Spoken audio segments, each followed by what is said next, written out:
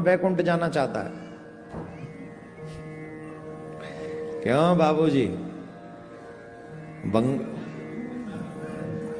कहां जाओगे? कहां? इनके साथ? और वहां भी इन्हीं के संग रहोगे? अरे हद कर, तो वैकुंठ तो खाली करो। कितना वो पाले हो, न यहां पीछा छोड़ रहे हो, न वहां वैकुंठ तक साथ ले जा रहे हैं। जुग जुग जियो, जुग जुग जियो। आज के युवाओं को सीखना चाहिए आपसे कि देखो वैकुंठ भी जाने हैं तो दोनों को साथ जाने हैं। आजकल के युवा पार्टी में भी साथ नहीं ले जाते, वैकुंठ की तो बात छोड़ो। यूं कहते तुम घर में ही रहो, क्या करोगी, हम जाके आते। भाई देखो प्रभु जी क्या कह रहे हैं, हम वैकुंठ साथ ले जाएंगे। भगवान आपकी इच्छा को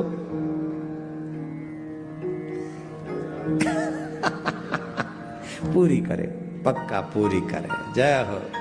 और देव मैया भी खूब मुस्कुरा रही है, मतलब तैयार बैठी है संग जाने के लिए। इन्हीं के संग जाऊंगी मैं तो।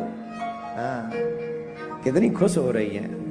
भोलेनाथ देखा, बोला देखो कितने खुश हो रहे, वैकुंठ साथ जा रहे हैं। आओ हम वैकुंठ चतुर्दशी की कुछ अच्छी चीजें आपको बता देते हैं जो आज तक शायद आप लोगों को नहीं पता था, और या किसी को पता होगा तो किया नहीं होगा।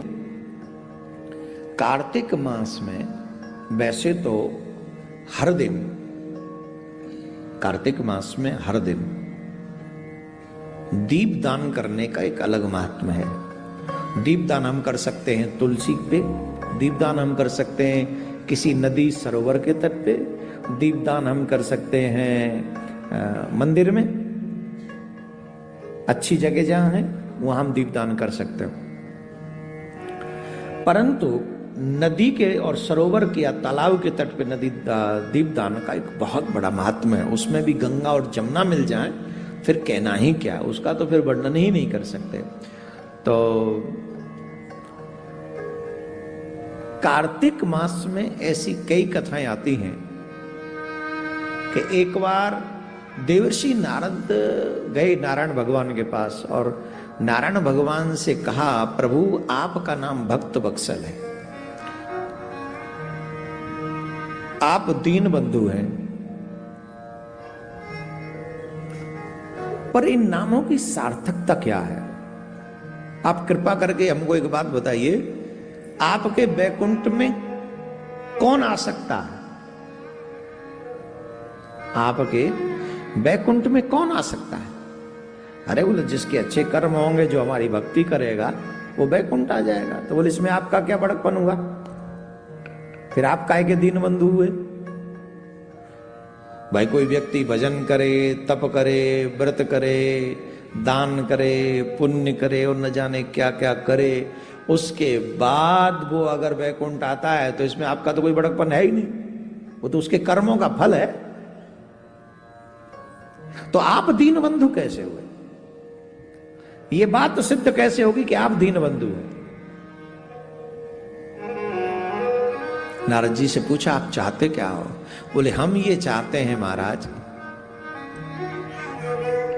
कोई कार्य ऐसा करो कि कम उपाय में या कम प्रयास में व्यक्ति वैकुंठ आ जाए।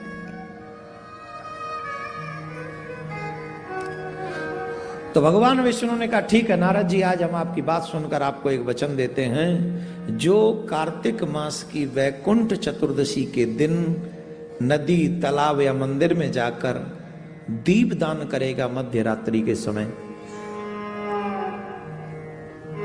उसके लिए मेरे ये वैकुंठ के द्वार खुले रहेंगे और वो वैकुंठ आ सकेगा।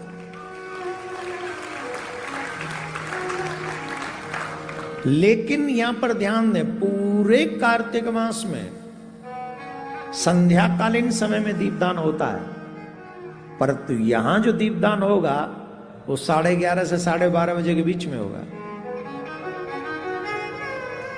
ये जो दीपदान का महात्मा है 11:30 से 12:30, सिर्फ 1 घंटा। क्या रीजन है? बोले रीजन इसके पीछे एक है।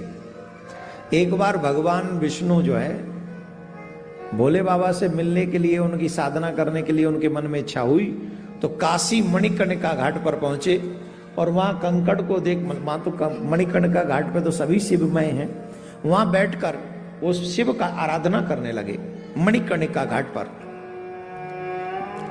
और मणिकर्णिका घाट पर जब वो वहां आराधना करने लगे, बैठ गए, तो बहुत देर बाद उन्हें अचानक से याद आया, अरे हम तो ध्यान में बैठ गए, हमने तो दीप जलाया ही नहीं। और वो मध्य रात्रि का समय था और वैकुंठ चतुर्दशी की रात्रि थी। तो उन्होंने लक्ष्मी जी से कहा, लक्ष्मी तुमने भी ध्यान नहीं दिलाया और हमें भी ध्यान नहीं रहा, हमने तो दीपदान किया ही नहीं, लाओ दीपक लेके आओ, दीपक जलाओ। तो फिर मां लक्ष्मी दीपक लाई और नारायण भगवान ने मध्य रात्रि के समय दीपदान किया। याद रखें, जो मध्य रात्रि के समय दीपदान करता है वो भी किसी जमुना, गंगा, नर्मदा, किसी आध्यात्मिक नदी, सरोवर के तट पर, तालाब के तट पर, वो सीधा बैकुंठ जाता है। वो और कहीं नहीं रुक सकता, सीधा बैकुंठ, उसके लिए पट खुल जाता है। कितना सरल है।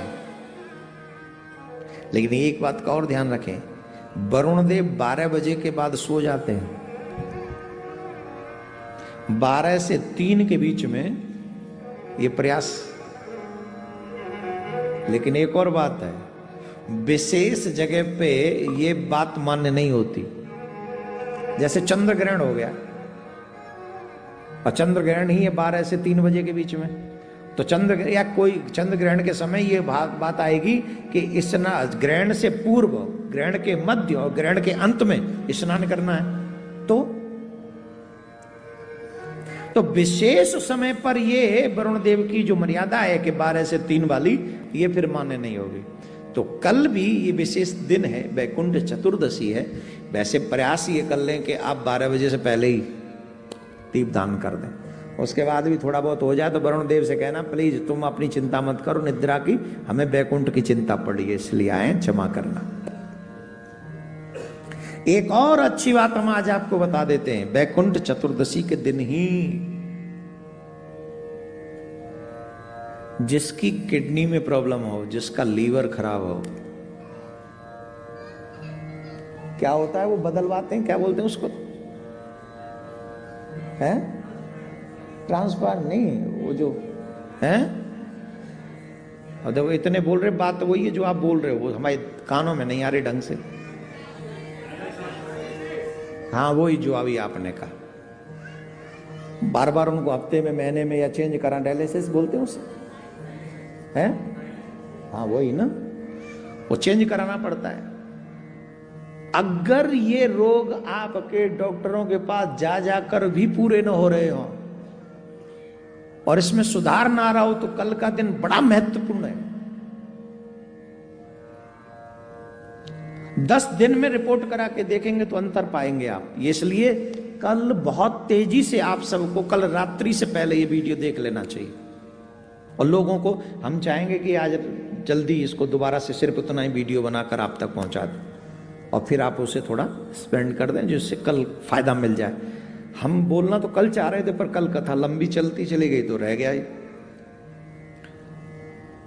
तो हमें क्या करना चाहिए, कल जब दीपदान करें, एक पीपल का पत्ता लेके जाएं, पहले ही ले लें, रात में न तोड़ें, पहले ही तोड़ लें। पीपल का पत्ता लेके जाएं, शहद उस पीपल के पत्ते पे रख लें, और एक काली मिर्च शिव जी का नाम लेकर उस शहद में अंदर डाल दें। थोड़ी सी शहद नदी में स्पर्श करा के आ जाएं, और बाकी की शहद और काली मिर्च वो ले आएं, और वो जाके उस रोगी को रात्रि में ऐसे करके पीपल के पत्ते से चटा दें। आप देखेंगे जिनका लीवर खराब है, जिनकी किडनी खराब है, जिनकी डायलिसिस होती रहती है, फिर भी बार बार होती रहती है, आप कल ये उपाय करके देखेंगे।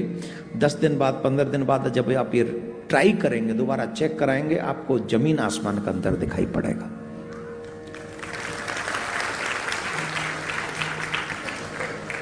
तो कल बैकुंठ भी चले जाओ, और कल निरोगी काया, बैकुंठ में ही से जब जाओगे तभी पहुंचोगे, अभी थोड़ी। हाँ जब जाओ, बाबूजी को टेंशन हो रही मैं कहीं ऐसा ना मैं चला जाऊं और ये पीछे रह जाए, कहीं मैं किसी क्या बात करें हैं। नहीं नहीं, अभी तो जी अभी तो कई बार आएंगे हम कथा सुनाने, आप सुनते रहिए जोड़ के साथ ऐसे ही चकाचक। हाँ, तो आप लोग सभी इस उपाय को अवश्य करें, जिस उपाय के करने से हमारे परिवार में भी सुख शांति रहेगी। और जितने लोगों के द्वारा अगर आप ये कार्य करा सकते हैं अवश्य कराइए, क्योंकि अपनों का भला तो हम सभी कर ही सकते हैं। अच्छा, ये ऑप्शन भी सिर्फ हम ही लोगों के लिए, सनातनियों के लिए, औरों को तो पता ही नहीं होगा बैकुंठ चतुर्दशी कहते किसको, उन्हें तो हूर के पास जाना है।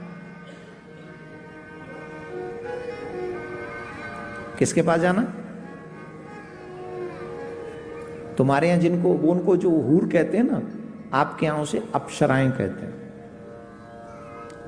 स्वर्ग जाने वालों को अप्सराओं का भोग भोगना होता है, लेकिन जो प्रभु के भक्त होते हैं वो स्वर्ग भी नहीं जाना चाहते, वो सीधे ठाकुर जी के धाम। वहां अप्सरा कुछ नहीं, वहां सिर्फ ठाकुर जी और ठाकुर जी के भक्त हैं। तो बताओ, अप्सराओं के पास जाना है कि भगवान के? तो बैकुंठ अगर जाना है तो कल दीप दान करना।